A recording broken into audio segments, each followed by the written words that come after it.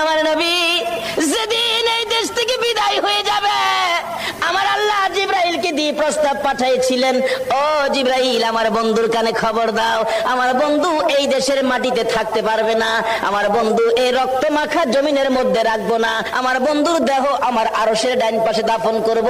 জিবরাইল খবর নিয়ে ডাকতেছেন, হুজুর আল্লাহর সালাম গ্রহণ করুন। আমি জিবরাইলের সালাম গ্রহণ করুন। আল্লাহর নবী গো, আপনার দেহ মুবারক আল্লাহর আরশের ডাইন পাশে দাফন হবে, আপনি খুশির সহিত কবুল করুন। আমার নবী কোনো কথা কয় না, দুইটা চোখের পানি ঝরঝর করে ছাড়তেছে।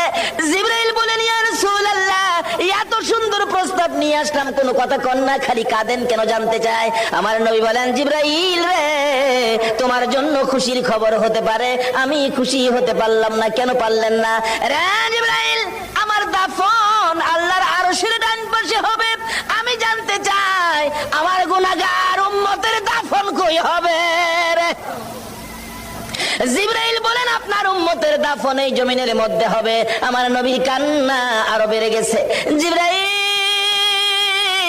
না না, সইতে পারি না, আমি আর সে থাকবো আর আমার উম্মতেরা এই জমিনে থাকবে। আমার মন মানে না, প্রস্তাব আমি রাখবো না। আমার পক্ষ থেকে একটা প্রস্তাব আমার প্রভুর দরবারে তুলে ধরো।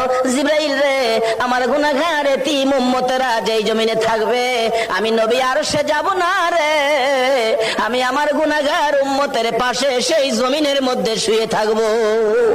আরে দয়ালো নবী, প্রেমের ছবি আর আসবে না জগতে, আমার দয়ালো নবী, প্রেমের ছবি আর আসবে না।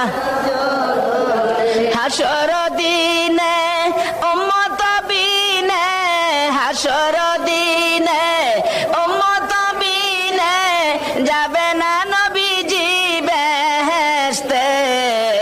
দয়ালো নবী, প্রেমের ছবি আর আসবে না জগতে, আমার দয়ালো নবী, প্রেমের ছবি